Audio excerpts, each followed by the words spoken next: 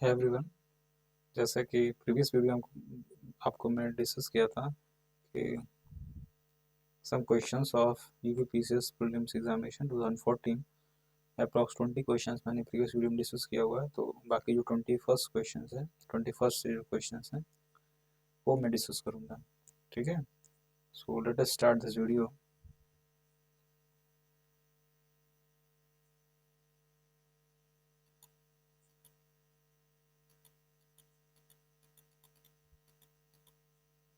Yes, you can see here these are the questions from 21।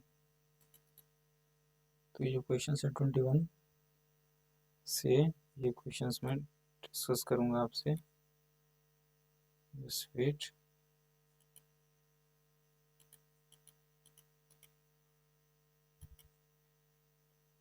Yes so कह रहा who amongst the following revolutionaries refused to drink the given milk on the eve of his execution and said, now I shall take my mother's milk only। Crisis में कौन सा revolutionary है जिन्होंने जिनका जब execution हो रहा था, मतलब उसको फांसी पर लटकाया जा रहा था, तो उस केस में उन्होंने बोला था, और फांसी पर जब उनको लटकाया जा रहा था तो उन्हें जो है मिल्क दिया जा रहा, दूध दिया जा रहा था पीने के लिए। तो उन्होंने कहा कि मैं ये दूध नहीं पीऊँगा और मुझे अपनी माता को दूध पीना, मतलब मदर मिल्क पीना है। ठीक है, तो ऐसा किसने कहा था? ऐसा कहा था राम प्रसाद बिस्मिल जी ने। Option number C is right answer. Who among the following took Mahatma Gandhi's gain in the Gandhi Irwin Pact as consolation prizes? मतलब किसने महात्मा गांधी का जो है फायदा उठाया था गांधी इरविन पैक्ट में? तो ये उठाया था एलन कैंपबेल जॉनसन ने। मैचिंग का क्वेश्चन है, मैं आपको डायरेक्ट आंसर शो कर देता हूँ। देखिए, विनोबा भावे संबंधित है इंडिविजुअल सत्याग्रह से, बाल गंगाधर तिलक संबंधित है होम रूल मूवमेंट से, और अरुणा आसफ अली संबंधित है क्विट इंडिया मूवमेंट से, और सरोजिनी नायडू संबंधित है दर्शना रेड से। अगला question 24, under who chairmanship a committee was formed to defend the accused in Kakori कांड? कह रहा किसकी चेयरमैनशिप में एक कमेटी फॉर्म की गई थी किसको डिफेंड करने के लिए? जो काकोरी केस में जो अक्यूज थे उनको डिफेंड करने के लिए कमेटी बनाई गई थी। उसके चेयरमैन कौन थे? तो उसके चेयरमैन थे गोविंद बल्लभ पंत। अगला question, the book the man who divided India was written by? कह रहा एक बुक जो द मैन, जिसका नाम है the man who divided India, ये किसने लिखा था? तो ये लिखा था रफीक जकारिया ने। Option number C is the right answer. Next, who was the following had regarded the Karachi session of Indian National Congress 1931 as the pinnacle of Mahatma Gandhi's popularity and prestige? मतलब किसने ये कहा जो 1931 का सेशन हुआ था कराची कि it is the session of pinnacle of Mahatma Gandhi, मतलब महात्मा गांधी की मतलब जो पॉपुलरिटी है उसका एक पीक पॉइंट है। ठीक है, कराची सेशन। तो ये किसने कहा था? ये कहा था सुभाष चंद्र बोस ने। अगला, who of the following to the passing of resolution on the partition in the meeting of the Congress committee 1947 as the surrender of nationalism in favor of communism?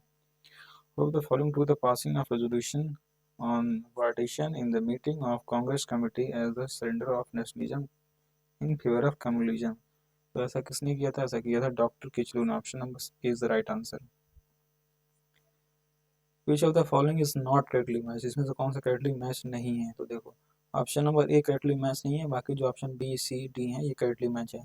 तो बी और सी और डी ये क्या किससे क्या संबंधित है? तो ये मैं आपको बताता हूँ। पहले देखिए, बी ऑप्शन जो है सचिंद्र नाथ सन्याल, इन्होंने लिखा था बंदी जीवन, और लाला राम शरण दास, इन्होंने लिखा था द ड्रीम लैंड, और भगवती चरण फिलोसफी ऑफ बॉम्ब लिखा था। भगवती चरण ने क्या लिखा था? मतलब भगवती चरण वोहरा इनका नाम है। इसको इन्होंने लिखा था फिलोसफी ऑफ बॉम्ब। तो ये जो तीनों मैंने आपको बताया, ये तीनों स्टेटमेंट तो सही है, लेकिन जो पहला स्टेटमेंट है इसमें लिखा है भगत सिंह ने लिखा था द इंडियन सोशलिस्ट, तो ये नहीं है। तो जो भगत सिंह ने लिखा था, ठीक है, वो द इंडियन सोशलिस्ट नहीं लिखा था भगत सिंह ने। ठीक है, एक्चुअली जो इंडियन सोशलिस्ट है इसको जो लिखा था, इसको लिखा था श्यामजी कृष्ण वर्मा ने। किसने? श्यामजी कृष्ण वर्मा ने लिखा था। ठीक है, जो भगत सिंह थे, भगत सिंह ने लिखा था why I am atheist, why I am atheist, ये लिखा था किसने? भगत सिंह ने। वाई आई एम अथिस्ट ये किसने लिखा था? भगत सिंह ने। अगला question, who among the following had seconded the resolution on partition in meeting of All India Congress Committee held in New Delhi. So among the following had seconded the resolution on partition meeting of All India Congress held in New Delhi 1947. Answer is Abdul Kalam Azad. Next question. The Indian Independence Bill received the Royal Assent on, कह रहा जो Indian independence bill था वो royal ascent कब प्राप्त किया, तो 18 जुलाई 1947 को. अगला question. Match list 1 list 2 correct answer. Match करना है. देखिए जो मैच करना है, तो ये देखो मैचिंग क्वेश्चन है, तो मैं इसका आपको आंसर शो कर देता हूँ. देखिए बिरहोर संबंधित है झारखंड से, भूतिया संबंधित है सिक्किम से, टोडा संबंधित है तमिलनाडु से, और सेंटिनल संबंधित है अंडमान और निकोबार आइसलैंड से. ठीक है. और अगला क्वेश्चन, इसके बेस पे आप जो है ये ऑप्शन चूज कर सकते हैं. इसके बेस पे option number A will be the right answer. अगला क्वेश्चन देखो, assertion reject, this are the question like assertion reason type question. The river, पहला असर्शन दिया है, the rivers of west coast of India do not form delta.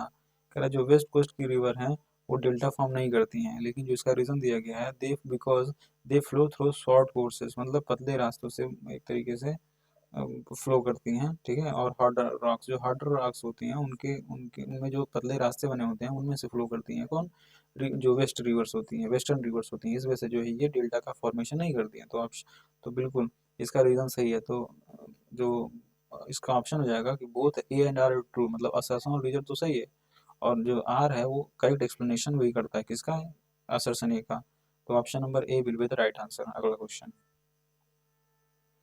अगला देखिए, red Cliff line defines boundary between. Red Cliff line जो है किसके किसके बीच boundary define करती है, तो ये डिफाइन करते हैं इंडिया और पाकिस्तान के बीच बाउंड्री डिफाइन करती है रेड क्लिफ लाइन. तो रेड क्लिफ लाइन जो होती है वो बाउंड्री डिफाइन करती है बिटवीन इंडिया एंड पाकिस्तान, जो 38 डिग्री, अगर हम एग्जाम कुछ भी इन्फॉर्मेशन देख लीजिए, एक्स्ट्रा इन्फॉर्मेशन, तो 38 डिग्री लैटिट्यूड है वो बाउंड्री डिफाइन करता है बिटवीन नॉर्थ कोरिया और साउथ कोरिया के बीच. और जो 49 डिग्री लैटिट्यूड है ये बाउंड्री डिफाइन करता है किसके बीच? यूनाइटेड स्टेट्स और क्या कहते हैं, कनाडा के बीच में. और जो मैकमोहन लाइन है वो बाउंड्री डिफाइन करती है इंडिया और चाइना के बीच. अगला, द रिवर और the rivers of south India mainly have which of the following drainage system. जो साउथ इंडियन रिवर्स होती हैं उनके पास सब ड्रेन में किस टाइप का ड्रेनेज सिस्टम होता है, तो उनके पास होता है डेंट्रिक ड्रेनेज सिस्टम. अगला, the largest union territory of India is, India की सबसे बड़ी यूनियन टेरिटरी कौन सी है, तो वो है Delhi. Which one of the following mineral is not found in Uttar Pradesh. का इनमें से कौन सा मिनरल जो उत्तर प्रदेश में नहीं पाया जाता है. देखो, लाइमस्टोन पाया जाता है, बॉक्साइट पाया जाता है, जिप्सम पाया जाता है, लेकिन जो माइका है वो नहीं पाया जाता है उत्तर प्रदेश में. तो इस तरीके option number B will be the right answer. अगला question, the correct sequence of the following countries in the terms of total railway length in the world in descending order. कह रहा है कि ये रेलवे लेंथ के का जो है डिसेंडिंग ऑर्डर अरेंज कीजिए. कुछ कंट्रीज के नेम दिए गए हैं, तो ऑप्शन देख लीजिए. मैं आपको इसमें जो करेक्ट आंसर बताता हूँ. पहले है यूएसए, फिर सेकंड पर है कनाडा, फिर थर्ड पर है इंडिया, और नहीं ये पोजीशन नहीं कह सकते कि थर्ड पर है. ठीक है. लेकिन अगर हम इन कंट्रीज बात करें तो जो आंसर सही है वो यही है, ऑप्शन नंबर डी, कि पहले मतलब यूएसए है, यूएसए से कम किसमें, कनाडा में, कनाडा से कम इंडिया में है, जर्मनी में भी है. इनके बीच कुछ और कोई और कंट्री भी आ सकती है, ऐसा नहीं है, लेकिन जो स्टैंडर्ड है मैं यहाँ दिखाता हूँ आपको. यूएसए में सबसे ज़्यादा है, फिर चाइना में सब उससे कम लेंथ है, और रशिया में फिर उससे कम है, और इंडिया में फिर उससे कम है. अब इंडिया से कम किस में है? जर्मनी में होगा. ठीक है. तो इस तरीके से option number D is the right answer. अगला क्वेश्चन देखो, नेशनल वाटरवे 1 कनेक्ट्स. ये आप देख लीजिएगा, नेशनल वाटरवे 1, नेशनल वाटरवे 2 और national waterway 3, national waterway 4, national waterway 5. ये आप गूगल सर्च करके देख लीजिएगा, क्योंकि दीज आर वेरी इंपॉर्टेंट, इससे रिलेटेड क्वेश्चन आ सकते हैं, और हम इसको डिस्कस नहीं कर रहे हैं, आगे देखते हैं. Which of the following temperate grasslands are found in Eurasia. Correct में से कौन सा टेम्परेट ग्रासलैंड जो है यूरेशिया में पाया जाता है. मतलब कुछ पार्ट यूरेशिया, मतलब कुछ पार्ट यूरोप का और कुछ पार्ट एशिया पर कहते हैं, उसको कहते हैं यूरेशिया. तो यूरेशिया में पाया जाता है बेसिकली. जो स्टेपीज जो होते हैं ना, वो स्टेपीज ग्रासलैंड पाया जाती है यूरेशिया में. देखिए यहाँ कुछ दिए गए हैं ग्रासलैंड्स के नाम, तो देखो प्रायरिस, ये प्रायरिश ये पाया था यूएसए कनाडा में, पैम्पस पाया था अर्जेंटीना में, वेल्ड पाया था साउथ अफ्रीका में, डाउन्स पाया था ऑस्ट्रेलिया में, स्टेपीज पाए जाते हैं एशिया, रशिया और मंचूरिया, मतलब जो चाइना वाला रीजन है वहाँ पाए जाते हैं. ठीक है. अगला question, which of the following is the largest ecosystem in the world. सबसे बड़ा इकोसिस्टम इन द वर्ल्ड कौन है, वो है ocean. Ocean is the largest ecosystem in the world. अगला क्वेश्चन, देखिए, air pressure is lowest in, air pressure सबसे ज़्यादा कम कहाँ पे होता है, तो भाई ये होता है सबसे कम समर सीजन में। समर सीजन में जो एयर प्रेशर होता है वो लोवेस्ट होता है। अगला मैथिंग क्वेश्चन है आपको, तो मैं आपको सीधा यहाँ पे देखिए ये 42 जो क्वेश्चन है वो मैचिंग क्वेश्चन, तो आपको मैं आंसर दिखाता हूँ। देखिए, विलाई विलाई संबंधित है ये ऑस्ट्रेलिया से, हुरिकेन संबंधित है यूएसए से, टाइफून संबंधित है चाइना से, बागियो संबंधित है फिलीपींस से। ठीक है। अगला question, which one of the following is the busiest ocean trade route, सबसे ज्यादा बिजिएस्ट ओशियन ट्रेड रूट कौन सा है, तो वो है North Atlantic. Option number D is right answer. Which one of the following country is known for the very important uranium ore deposits, मतलब uranium ore deposits में कौन सी कंट्री बहुत ज्यादा इंपॉर्टेंट है, तो वो कौन है, कनाडा। ठीक है, Canada is very important country for the uranium ore deposits, मतलब कनाडा में जो यूरेनियम ओर काफी ज्यादा पाए जाते हैं। Japan is near self sufficient, Japan self sufficient है किसी, मतलब उसको किसी की जरूरत नहीं है, तो ये किसकी जरूरत नहीं, वो मतलब जापान को कॉपर, मतलब में वो जो है जापान वो सेल्फ सफिशिएंट, मतलब कॉपर उसमें काफी ज्यादा होता है जापान में, मतलब काफी ज्यादा कॉपर डिपॉजिट्स हैं जापान में। तो जो जापान है वो कॉपर में जो है सेल्फ सफिशिएंट है। अगला, which one of the following is the most urbanised country of south Asia, देखो जो उस समय क्वेश्चन पूछा गया था तो उस समय का आंसर क्या था कि Pakistan is the most urbanised country, but at this time देखिए प्रेजेंटली जो है इंडिया जो सॉरी प्रेजेंटली जो है भूटान, भूटान मतलब Bhutan is the most urbanised country of the south Asia. ठीक है। अगला क्वेश्चन, पॉपुलेशन अर्बनाइजेशन से क्वेश्चन दिए गए हैं, तो ध्यान से देखिएगा। Which among the following states has the highest sex ratio in 2011, सबसे ज्यादा सेक्स रेशियो 2011 में किस स्टेट का था, तो ये था तमिलनाडु का। अगला क्वेश्चन, अब देखो यहाँ पे तमिलनाडु का सबसे ज्यादा है, फिर उससे कम किसका, आंध्र प्रदेश का है सेक्स रेशियो, और कर्नाटका का फिर उससे कम है, और उड़ीसा का फिर उससे कम है। ठीक है, तो ये ऑर्डर आप देख लीजिएगा, क्योंकि ऑर्डर भी कभी कभी पूछा जा सकता है। अगला question, which district of the Uttar Pradesh has the highest density of population according to the 2011 census, कह रहा सबसे ज्यादा पॉपुलेशन डेंसिटी उत्तर प्रदेश में किस डिस्ट्रिक्ट की है, तो ये है गाजियाबाद की। ठीक है। As per the census of 2011, which of the following state has the lowest percentage share of child population in rural areas? सबसे lowest population share child population के रूप में किस स्टेट का है, तो ये है केरला का। देखिए पॉलिटी से क्वेश्चन है, the constitutional adviser to the constituent assembly was, कौन थे, बी एन राव थे। Who among the following were the member of the drafting committee of the constitution, तो ड्राफ्टिंग कमेटी के मेंबर कौन कौन से, देखो जो ऑप्शन दिए गए हैं उस ऑप्शन में कौन कौन थे, देखो ये एन गोपाल स्वामी थे, और जो यहाँ पे थर्ड है अलादी कृष्ण स्वामी अय्यर, ये जो अलादी कृष्ण स्वामी अय्यर और एन गोपाल स्वामी, ये क्या थे, ड्राफ्टिंग कमेटी में मेंबर थे। ठीक है, लेकिन ड्राफ्टिंग कमेटी के जो और मेंबर थे वो मैं बताया था आपको, देखो Alladi Krishnaswami Ayyar, N Gopalaswami, B R Ambedkar, K M Munshi, Mohammad Sadaulla and B L Mitter and D P Khaitan, ये सभी क्या थे, वो जो कमेटी बनी थी, ठीक है, ड्राफ्टिंग कमेटी उसके मेंबर थे, और जो चेयरमैन थे वो कौन थे, डॉक्टर बी आर अम्बेडकर। और ये जो कमेटी सेटअप की गई थी वो 29 अगस्त 1947 को की गई थी। विच one of the following is not a constitutional body, इसमें से और कॉन्स्टिट्यूशनल बॉडी कौन सी नहीं है, तो फाइनेंस कमीशन कॉन्स्टिट्यूशन बॉडी है, पब्लिक सर्विसेज कमीशन ये भी है, इलेक्शन कमीशन ये भी है, जो ऑप्शन पर भी है प्लानिंग कमीशन, ये कॉन्स्टिट्यूशन बॉडी नहीं है। अगला, which one of the following article direct state government to organise village panchayat, मतलब इनमें से कौन सा आर्टिकल स्टेट गवर्नमेंट को पावर देता है टू ऑर्गेनाइज विलेज पंचायत, तो ये आर्टिकल कौन सा है भाई, तो ये आपका आर्टिकल है article 40, option number B is the right answer. अगला question, at least how many days of prior notice is required for the impeachment of president of India, president of India के इम्पीचमेंट के लिए कितने दिन पहले की नोटिस जरूरी है, तो ये 14 डेज पहले की नोटिस।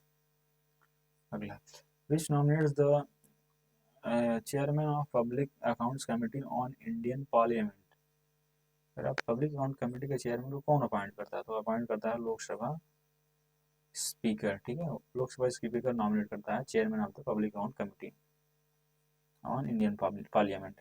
अगला question, which one of the following which of the following are correct about the Rajya Sabha, Rajya Sabha के बारे में कौन सा करेक्ट है, it is not subject to dissolution, तो बिल्कुल इसका डिसोल्यूशन नहीं होता है, इसका टर्म 5 ईयर होता है, ये गलत है, इसका टर्म 6 ईयर होता है। ठीक है, 1/3 of the its member retire after every 2 years, ये भी सही है।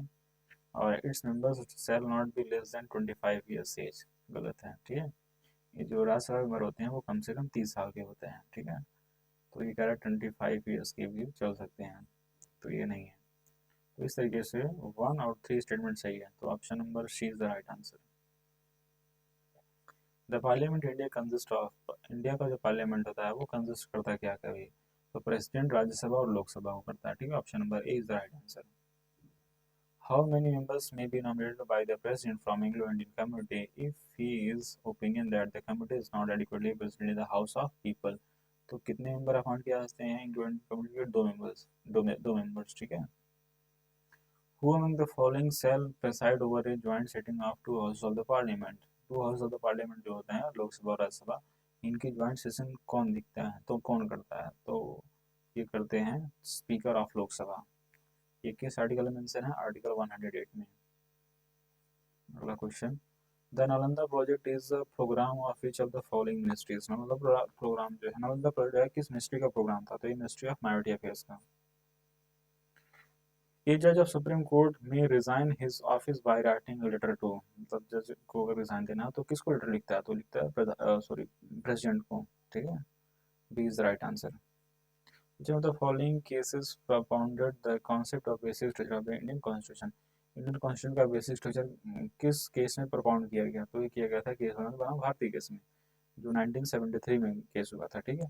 तो इसमें से कोई ऑप्शन सही नहीं है, ठीक है। तो जो 3 स्टेटमेंट दिए गए हैं वो सभी गलत हैं, बाकी जो लास्ट वाला दिया गया नॉन ऑफ दिस वो सही है, क्योंकि केसवा में बना भारतीय केसेस में कोई केसवा में भारतीय केसेस में कोई मेंशन नहीं है, ठीक है। तो option number D none of this is the right answer.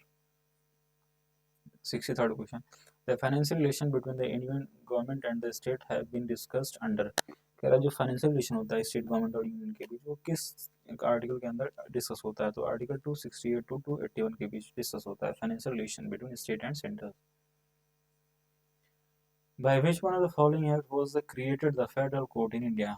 इसमें किस एक्ट के द्वारा फेडरल कोर्ट इंडिया में क्रिएट किया गया था? तो ये किया गया था गवर्नमेंट ऑफ इंडिया एक्ट 1935। तो इसके जो इनमें से जो ऑप्शन दिए उनमें से कोई नहीं बैठता, तो option number B is the option number D is the right answer, none of the above is the right answer.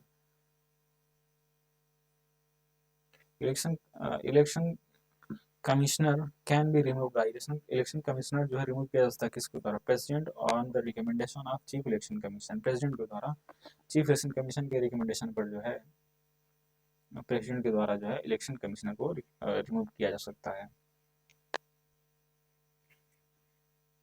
मतलब अगर चीफ इलेक्शन कमीशन कहता है कि भैया इलेक्शन कमीशन को हटा ही दो, ठीक है, तो हटा देते हैं, कौन? President. 66 question, a political party is recognised as a regional party, political party को रीजनल पार्टी कब कहते हैं? अगर वो if it gets 6% votes in the state either in the Lok Sabha और असेंबली इलेक्शन, जो है असेंबली का इलेक्शन हो या लोकसभा का इलेक्शन हो, ठीक है, दोनों अगर किसी में भी वो 6% वोट पाया जाता है पूरे वोट्स का, तो उसको उस केस में उसको रीजनल पार्टी कह देते हैं, ठीक है। चाहे वो कोई सीट जीते या ना जीते, उसको रीजनल पार्टी का दर्जा दे दिया जाएगा। अगला question, identify the correct chronological order, देखो इसमें भी क्रोनोलॉजिकल ऑर्डर अरेंज करना है कि जो है आंध्र प्रदेश, हरियाणा, हिमाचल प्रदेश, सिक्किम ये कब कब बने थे, ठीक है। वो ऑर्डर आपको अरेंज करना है। देखो आंध्र प्रदेश बना था 1953 में, हरियाणा बना था 1966 में, हिमाचल प्रदेश बना 1971 में और सिक्किम बना 1975 में, ठीक है। तो आप इस तरीके से ऑर्डर देख सकते हो, आंध्र प्रदेश, हरियाणा, हिमाचल प्रदेश, सिक्किम। तो इस तरीके से option number B will be the right answer, 1322 1324। Next question, which of the following committee is not related with Panchayati Raj institution, में कौन सी कमिटी जो पंचायती राज इंस्टीट्यूशन से संबंधित नहीं है? तो पीबीएन रॉ कमिटी, ठीक, PBN Rao committee is not related to panchayati Raj institution. TRYSEM is a program, TRYSEM किसका प्रोग्राम है? It is a rural development program. अगला question, the concept of vicious cycle of poverty is related to, कह रहा है जो concept of vicious cycle of poverty है ये किससे संबंधित है? तो ये संबंधित है नर्क से, क्योंकि नर्क्स ने दिया था concept of vicious cycle of poverty. अगला question, as per the estimates of the planning commission which states had the highest number of poor people living below the poverty line on 2011 to 2012, planning commission के जो estimate के according जो है सबसे ज़्यादा number गरीब लोगों का वो किस स्टेट में है? तो ये है आपका उत्तर प्रदेश में। Option number C is right answer. Which one of the following was not the feature of interim rail budget? एक पुराना क्वेश्चन है, तो डोंट डिस्कस। अगला क्वेश्चन, ये भी यानी बेकार क्वेश्चन है, इसका यूज नहीं है कहीं।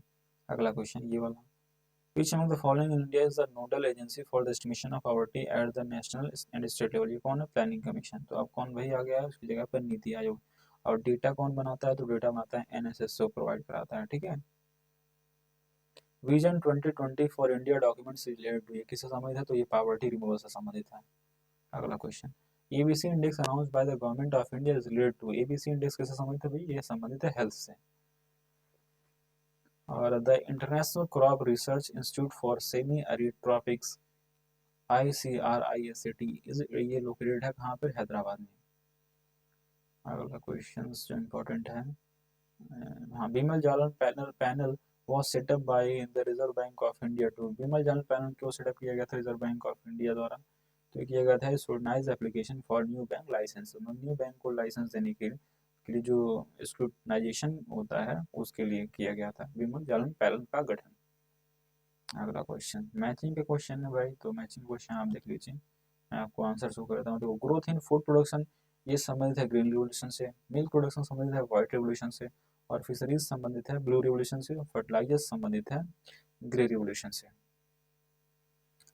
और इम्पोर्टेंट क्वेश्चन देख लेते हैं यहाँ पे, the rural infrastructure development fund RIDF has been created under, ये किसके अंडर क्रिएट किया गया था? जो RIDF का जो फंड है वो नाबार्ड के अंतर्गत, ठीक है। Which one of the following state recorded the highest milk production in 2011-12? तो कौन है भाई? उत्तर प्रदेश। साइंस से रिलेटेड क्वेश्चंस हैं, चलो देख लेते हैं। To look total image of person the minimum height of the plane mirror should be half of the height of the person, तो पर्सन के हाइट की आधी होनी चाहिए। कौन? जो मिरर है, तभी उसका पूरा इमेज आएगा। अगला question, sound waves do not travel in big vacuum, vacuum में नहीं ट्रेवल करती हैं sound wave. What is the source of electrical energy in an artificial satellite? तो कौन सा सोर्स है होता है? तो होता है भाई सोलर सेल्स। अगला question, which one of the following is not an explosive matter, कौन सा एक्सप्लोसिव मैटर नहीं है? नाइट्रोक्लोरोफॉर्म इज नॉट एक्सप्लोसिव मैटर, बाकी जो ट्राई नाइट्रोटोलुइन, डाई नाइट्रोग्लाइसरीन और साइक्लोट्राइमेथाइलिन, ट्रीनिट्रमाइन, ये सभी जो है क्या वो एक्सप्लोसिव है, बाकी जो नाइट्रो क्लोरोफॉर्म है ये एक्सप्लोसिव नहीं है। अगला, sleep apnoea is a serious sleep disorder in which people, ये किसमें पाया जाता है? Sleep apnoea briefly and repeatedly stop breathing during the sleep, मतलब जो लोग एक तरीके से, मतलब ये कैसे, हाँ कहता है कि जो स्लीप एपनिया होता है, कभी कभी कभी होता होगा कि आप सोते होंगे ना, तो ऐसा लगता है किसी ने नाक, आपकी नाक मुंह सब कुछ बंद कर दिया है, ठीक है, और आप सांस नहीं ले पा रहे हो, ठीक है, आप ब्रीथ नहीं कर पा रहे हो, इसको कहते हैं स्लीप एपनिया, और ये ठीक है ये होता है स्लीप एपनिया, ठीक है। तो option number C is the right answer, इसमें ब्रीथिंग रुक जाती है कुछ समय के लिए। अगला, cerebral palsy of is a brain disorder found generally in, ये कहाँ पाया जाता है? स्मॉल चिल्ड्रन में पाया जाता है। कौन? ये जो सेरिब्रल पैल्सी बीमारी है, ठीक है। After after menopause production of which of the following hormone does not take place in the women, कह रहा आफ्टर मोनोपॉज किसका प्रोडक्शन नहीं होता है वुमेन में?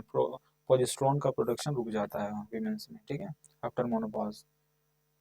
इन coronary artery bypass surgery the blood vessel to be used, a graft has to be of any of these, option number D is the right answer. Biological resurfacing is a recent surgical technique used to treat problems of, जो biological resurfacing technique है, ठीक है, एक surgical technique है, इसको use किया था किसको ट्रीट करने के लिए? तो ये ट्रीट के नी जॉइंट्स होते हैं उनको ट्रीट करने के लिए यूज किया था बायोलॉजिकल रिसर्फेसिंग।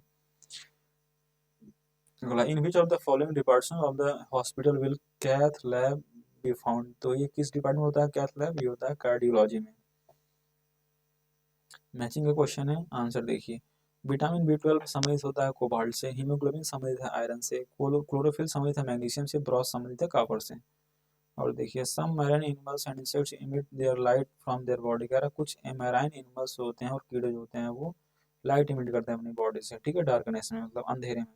इस फिनोमेना को क्या कहते हैं? तो इस फिनोमेना को कहते हैं फास्फोरेशन और बायो इल्यूमिनेशन, मतलब both A and B is the right answer, option number C is the right answer. Biotechnology park is located at, biotechnology park भी कहाँ पे है, तो ये लखनऊ में है, ठीक है। टू मेंटेन, अब देखो इन्वायरमेंट और इकोलॉजी से क्वेश्चन है, to maintain ecological balance the area under forest should be, कितना परसेंट होना चाहिए फॉरेस्ट के अंदर एरिया, 33%। इन कौन मेंटेन करता है, कोई नहीं। World ozone day is celebrated on, world ozone day celebrate किया जाता है कब, 16 सितंबर को।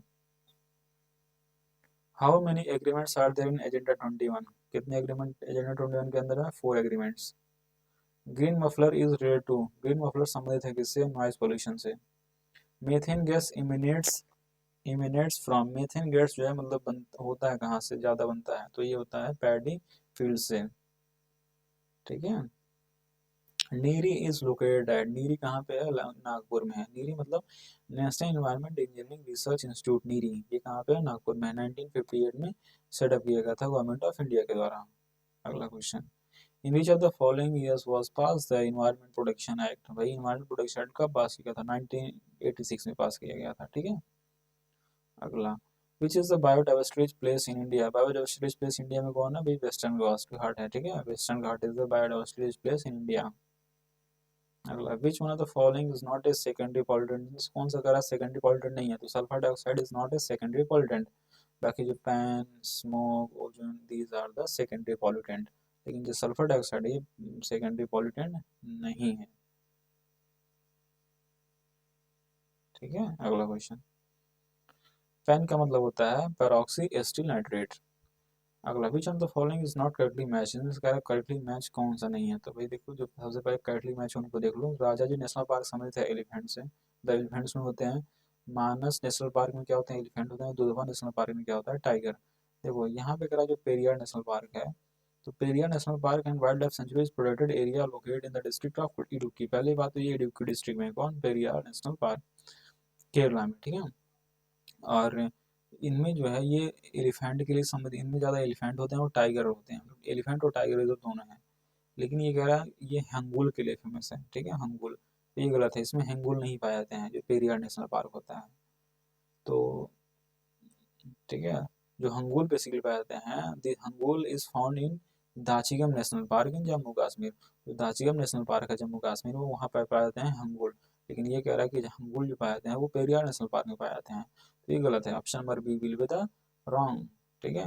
मतलब लेकिन अकॉर्डिंग टू क्वेश्चन, क्योंकि उसने पूछा गलत कौन है, तो option number B will be the right answer according to the question. अगला, harmful ultraviolet radiation coming from the sun can cause, जो हार्मफुल रेडिएशन आ रही है सन से, उनसे क्या नुकसान होता है, तो भाई उनसे होता है डर्मल कैंसर, स्किन कैंसर इसे कहते हैं, मतलब हाँ।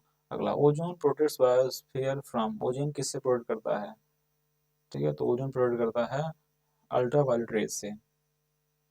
बायोडिग्रेडेबल पॉल्यूटेंट्स, बायोडिग्रेडेबल पॉल्यूटेंट किसे कहते हैं, मतलब ये दिया गया है, इनमें कुछ एग्जांपल देखें भाई, देखो सीवेज जो है ये बायोडिग्रेडेबल पॉल्यूटेंट का एग्जांपल है। The first national park establish in India is, जो पहला नेशनल पार्क इंडिया में बना था वो कौन है, तो ये था जिम कॉर्बेट नेशनल पार्क, ये कहाँ पर है, तो जिम कॉर्बेट नेशनल पार्क कहाँ पे है आपका, उत्तराखंड में है, पूरी गढ़वाल डिस्ट्रिक्ट में। 1936 में क्या होता है ये बना था, उसका पहले नाम था क्या था, हेली नेशनल पार्क, ठीक है, लेकिन बाद में इसका नाम क्या कर दिया, जिम कॉर्बेट नेशनल पार्क। अगला क्वेश्चन, बायोडाइवर्सिटी मीन्स, बायोडाइवर्सिटी का क्या मतलब होता है, इसका मतलब होता है diverse kind of plants and animals in a particular area. अगला, मैचिंग के क्वेश्चन है, let us see the answer. Dachigam national park समित है जम्मू, दाजिगम नेशनल पार्क कहाँ पर है, जम्मू और कश्मीर में। केवलादेव घाना बर्ड सेंचुरी कहाँ पर, राजस्थान में है। कान्हा नेशनल पार्क कहाँ पे है, मध्य प्रदेश में है। पेरियार वाइल्ड लाइफ सेंचुरी कहाँ पे है, केरला में है। अगला, कह रहा है the following is correctly match, correct में से कौन सा करेक्टली मैच है, देखो भाई, तो सैंडी बर्ड सेंचुरी ये कहाँ पे है, ये हरदोई में है, ठीक है। तो मैं थोड़ा सा और दिखा दूँ इसके बारे में इन्फॉर्मेशन दे देता हूँ, देखो, Sandi bird sanctuaries fresh water marsh Hardoi district of Uttar Pradesh, मतलब ये जो सैंडी बर्ड सेंचुरी कहाँ पे है, हरदोई डिस्ट्रिक्ट ऑफ उत्तर प्रदेश में है। और ये इसके उसके आगे मैं आपको दिखाता हूँ, तो जो यहाँ पर जो बखिरा बर्ड सेंचुरी है, बखिरा बर्ड सेंचुरी ये कहाँ पर है, संत कबीर डिस्ट्रिक्ट में है, ठीक है। और जो ओखला बर्ड सेंचुरी है यह है गौतम बुद्ध नगर में। और इसके साथ साथ जो महावीर स्वामी बर्ड सेंचुरी है ये कहाँ पे है, ललितपुर, ललितपुर में, ठीक है, तो ललितपुर डिस्ट्रिक्ट में है, ठीक है। लेकिन तो इस तरीके से जो सैंडी बर्ड्स जो, हाँ सैंडी बर्ड सेंचुरी है ये हरदोई में है, तो option number C is the right answer. बाकी सब जो है गलत मैच किए, गलत जो है मैचिंग में है। तो आप यहाँ इन्फॉर्मेशन देख लीजिएगा, उस हिसाब से आप आंसर दे सकते हैं। अगला, which of the following is not correctly matched, इनमें से कह रहा करेक्टली मैच कौन कौन नहीं है। तो भैया डेजर्ट, इनमें कह रहा करेक्टली मैच कौन नहीं, देखो उस समय के हिसाब से क्वेश्चन था, तो मैं इसको डिस्कस नहीं करता हूँ, कुछ इनमें चेंजेस भी हो जाते हैं, ठीक है, हो गए हैं, तो इसको मैं डिस्कस नहीं करूंगा। अगला question, which of the following is not responsible for the extension of species, extension of species के लिए कौन सा रिस्पॉन्सिबल नहीं है। तो narrowness is not responsible for the extension of species. बाकी जो broadness, large body size, like of genetic variability, these are responsible for the extension of species. अगला क्वेश्चन, तो ये जी के क्वेश्चन हैं। कह रहा था नंबर ऑफ एग्रोक्लाइमेटिक जोन्स इन उत्तर प्रदेश कितने हैं, 9 है, ठीक है। तो ये करंट अफेयर्स क्वेश्चन है, इनको हम डिस्कस नहीं करेंगे। बाकी जो आगे क्वेश्चन मिसलिनियस के होते हैं वो डिस्कस कर लेते हैं, देखते हैं कोई क्वेश्चन है कि नहीं मिसलिनियस में। हाँ देखिए मिसलिनियस में क्वेश्चन है, तो ये भी करंट अफेयर्स क्वेश्चन था, तो इसको नहीं डिस्कस करेंगे। और हाँ, green index has been developed by, green index कौन बनाया था, तो ये बनाया था वर्ल्ड बैंक ने। और ये भी करंट अफेयर्स क्वेश्चन है, डिस्कस नहीं करेंगे। अगला, द फर्स्ट इंडियन अपॉइंटेड, हाँ देखिए, the first Indian as chief economist of the world bank in सितंबर 2012, तो ये किसको अपॉइंट किया गया था, तो अपॉइंट किया था कौशिक बसु के, बसु को, Kaushik Basu is the right answer, option number C. Matching question है, इसको हम देख लेते हैं। I show you answer. Sarva Shiksha Abhiyan कब आया था 2001 में, साक्षर भारत 2009 में, और ऑपरेशन ब्लैक बोर्ड संबंधित है 1947 से, नेशनल लिटरेसी मिशन संबंधित है 1988 से। So these were the 150 questions which have been asked in the UPPCS examination 2014 GS paper 1. So I have discussed those questions and these questions are very important क्योंकि questions repeat भी होते हैं, ठीक है, question repeat होते हैं, कभी कभी क्वेश्चन का जो है फॉर्म चेंज करके पूछ लिया जाता है, लेकिन आंसर क्वेश्चन वही होता है, ठीक है। तो इस तरीके से मैंने डिस्कस किया हुआ है। So please do like and share this share this video, subscribe this channel. Thank you, have a nice day, take care.